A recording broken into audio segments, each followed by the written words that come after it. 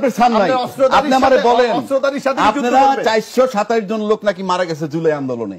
হ্যাঁ, আপনাদের আমি তো সেটা চ্যালেঞ্জ করি, মারা গেছে। হ্যাঁ, তো মইনুল হোসেন রোড দিয়ে যখন খালেদাদের বাইর করে দেয়, একটা লোকও তো মারা যায় নাই। মারা যান। আমি বলি ওই দিন একটা লোক রাস্তায় এটা কি বলে, এটা কি কোনো প্রতিবাদও করেন নাই, আমি নিজে আমরা ওই আমার স্পষ্ট মনে আছে যে এই দিন বেগম খালেদা জিয়াকে বাসা থেকে উচ্ছেদ করে আমরা প্রায় 2-3 হাজার লোক আমরা ওই যে জাহাঙ্গীর গেটে আমরা অবস্থান করেছিলাম। আর্মি এসে বলছে এখানে কেউ থাকতে পারবে না। কোন জাহাঙ্গীর গেটে? এইটা আমরা ভিডিও ফুটেজ দেখছি নাকি?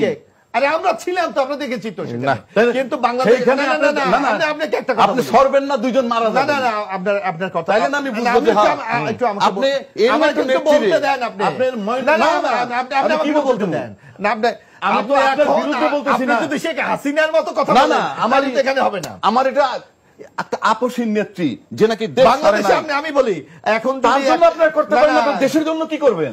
যেখানে কথা দেশবাসী সবাই বলে ছাত্রদের কেউ নাই, কিচ্ছু নাই, আগা নাই, মাথা নাই, কিচ্ছু নাই, আনরেজিস্টার্ড একাকী ছাত্ররা করেছে, করে নাই, আমি তা বলতেছি না।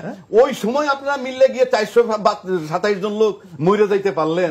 আর আপনাকে নেত্রী যে মাথার তাজ এবং যে আপনি করে মর্যাদা দিচ্ছে বাংলাদেশের রাজনৈতিক, আপনার কি অস্তিত্ব থাকতো? আমি একটা কথা বলি, বেগম খালেদা জিয়া বাংলাদেশের তার জন্য একটা লোক জীবন দেন নাই এখানে।